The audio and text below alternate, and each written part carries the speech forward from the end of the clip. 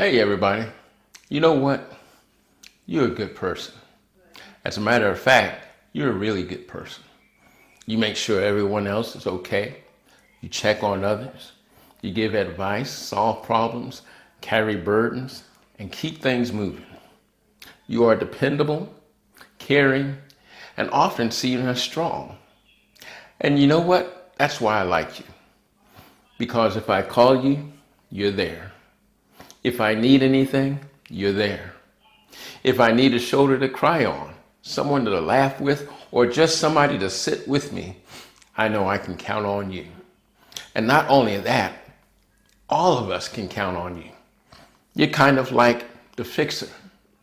Feels good to be the fixer, doesn't it? Or does it? Because sometimes the fixer is the one who helps everybody else but ignores their own needs. And we all have needs. But it seems that we have trained ourselves to believe that everyone else comes first. And I say we because I was right there doing that also. I was right there putting everybody else before me. And then when one of my needs rose up, I got nothing. And you know what I did? I blamed other people for it. But the reality is, if we ignore our needs long enough, others believe we have it all together. Matter of fact, we may even believe that ourselves, that we have it all together. So grab yourself a cup of coffee or your favorite beverage. Have a seat and let's talk about ignoring your own needs right here on A Different Choice. Oh, you gotta love yourself. Yeah, you gotta love yourself. Hey, you gotta love yourself.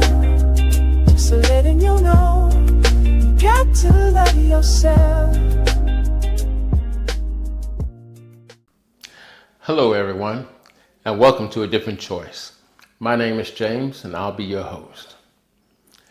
Why do people ignore their own needs? I tell you, it's not because they don't have any. I think it's because we've trained ourselves to believe that everyone else comes first. Sometimes it starts in childhood. A person may have learned that being helpful earns love, attention, or approval. They become the fixer, the peacemaker, or the responsible one. Other times it comes from fear. If they stop helping, they worry they will disappoint others or lose their sense of purpose. And then for some, caring for themselves feels selfish because they have spent so long equating self-sacrifice with goodness. But there's a difference between generosity and self-neglect. Giving to others is healthy. Disappearing for others is not. When you constantly ignore your own needs, you begin to live disconnected from yourself. You stop asking, what do I need? What am I feeling? Or what would refresh me? Instead, your life becomes centered around everyone else's expectations. And the result is often burnout. You may feel tired even when you rest. You may feel unseen even while surrounded by people. You may just explode on people, or you may give more and more, hoping someone will notice, but still feel empty. And that emptiness is a signal. It's your inner self. It's asking to be cared for. Listen, meeting your own needs is a necessity. You cannot pour endlessly without refilling. You cannot support others effectively if you are emotionally depleted. Healthy people understand that caring for themselves allows them to care for others even better. Self-care is maintenance. It is stewardship of your mind, body, and spirit. So, how do we change that? How do we stop neglecting ourselves? Well, first, we have to begin with self-awareness. Before anything changes in your behavior, something must change in your awareness. That's in your mind.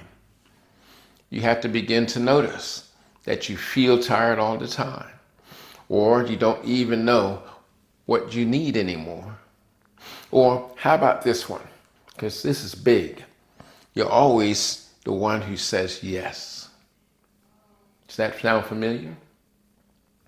But see, that awareness can feel uncomfortable, even a little unsettling. But it's actually necessary because you can't correct what you refuse to acknowledge. The second thing is you have to understand that change feels unnatural at first.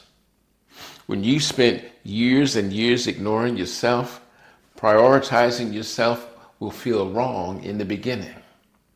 That doesn't mean you're doing something wrong. It means you're doing something new. Because sometimes we may feel guilty for saying no. But yet we have to make that change so we can put ourselves in front. Number 3, change shows up in small, consistent decisions. Real change I'm talking about. See, real change is not found in big declarations. It's built in those small, repeated choices that you make on a daily basis. It looks like saying, I can't do that right now. Instead of overextending yourself, you take a break without explaining or apologizing for it. And at first, these moments seem small, but I'm telling you, they're powerful.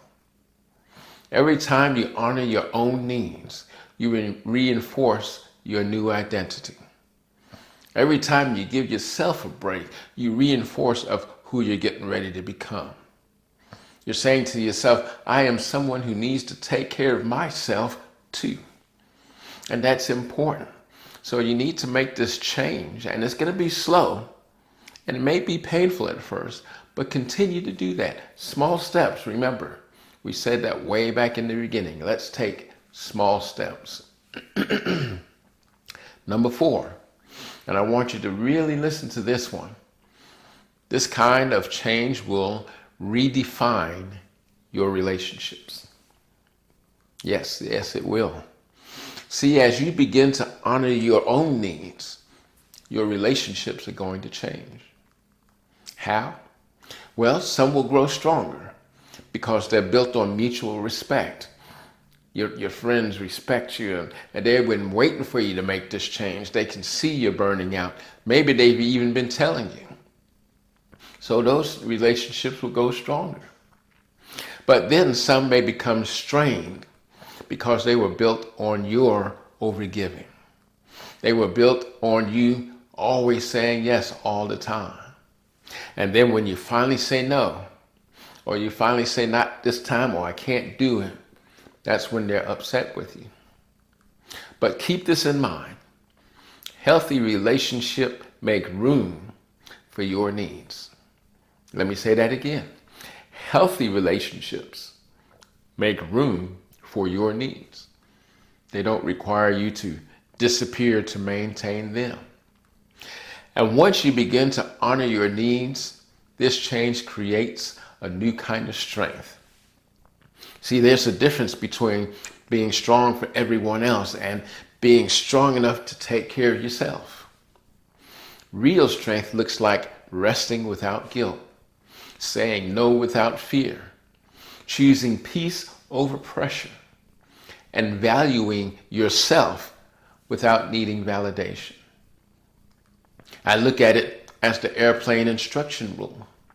If you've ever flown, then you know the instructions, right?